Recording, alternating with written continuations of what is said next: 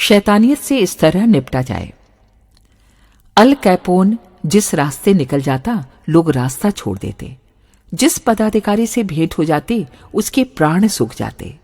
Police और न्यायाधीश उसकी दृष्टि से अपना बचाव करते थे। वो बड़ा ही खूंखार और बेईमान व्यक्ति था। उसके गिरोह में कितने बदमाश थे, इसका पता भी नहीं चल सकता था। वो अकेले अवैध शराब के धंधे में ही $3 करोड़ प्रतिवर्ष कमाता था, पर क्या मजाल कि कोई अधिकारी उस पर चूं कर जाए। सब उसकी कृपा दृष्टि के लिए लालायित रहते थे। स्वस्थ और बलवान रहा होगा, पर वो कोई भूत नहीं था जो उससे घबराया जाता। पर जब मनुष्य की संघर्ष और बुराइयों से मुकाबले की शक्ति समाप्त हो जाती है, तब कोई छोटा सा साहसी बालक भी रोब गालिब कर सकता है। यदि 150 व्यक्ति भी संगठित होकर खड़े हो जाते, तो अल कैपोन जैसे 20 दुष्टों को मार कर रख देते। पर प्राणों का अकारण मोह और पस्त हिम्मत खा जाती है मनुष्य को। जिस समाज के लोग बुराइयों से डरते हैं, उनसे लड़ नहीं सकते।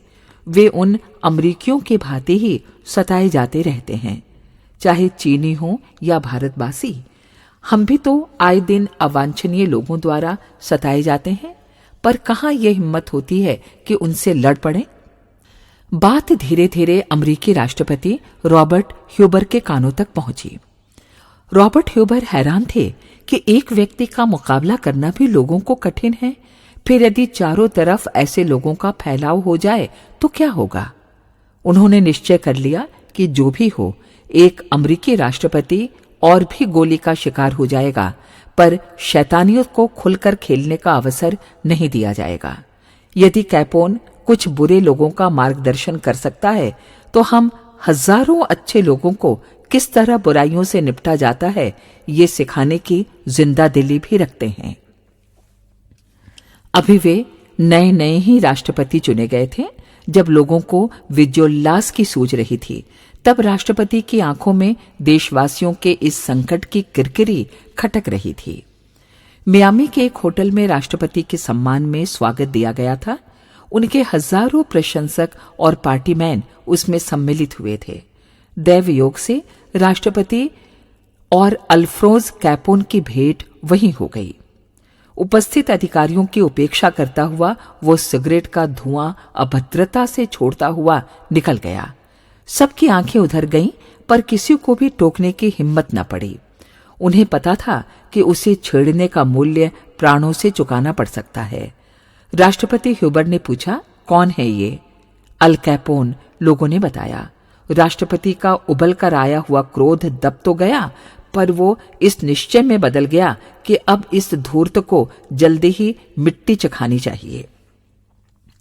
साथियों, सलाहकारों ने समझाया कि उससे मोर्चा लेना आसान बात नहीं है। वो कोई भी कांड कर सकता है। इस पर राष्ट्रपति ने कहा, मैं कब चाहता हूं कि मैं केवल आसान बातें ही निपटाता रहूं। मनुष्य को परमात्मा ने ऐसी शक्ति दी है कि हर किसी को असाधारण कार्य के लिए तैयार रहना चाहिए। राष्ट्रपति ने सूचना विभाग का एक पूरा दस्ता उसके पीछे लगा दिया। उसे पता भी चल गया और किसी अपराध की पुष्टि नहीं हो रही थी, पर इनकम टैक्स के मामले में वो पकड़ में आ गया और राष्ट्रपति ने आगे आकर उसे गिरफ्तार करा दिया। इस बार न्यायाधीशों के पास राष्ट्रपति की हिम्मत थी, सो उसे 11 वर्ष की कड़ी सजा दी गई। कैपोन जब जेल से छूटा, तब एक ढीला ढाला मजदूर मात्र रह गया था। उसके गिरोह का कहीं कोई पता भी न था। उद्धृत संस्मरण, पंडित श्रीराम शर्मा आचार्य। पुस्तक संस्मरण जो भुलाए न जा सकेंगे। हमारे YouTube चैनल को सब्सक्राइब करें और बेल आइकन को दबाएं ताकि आपको नोटिफिकेशंस मिलते रहें।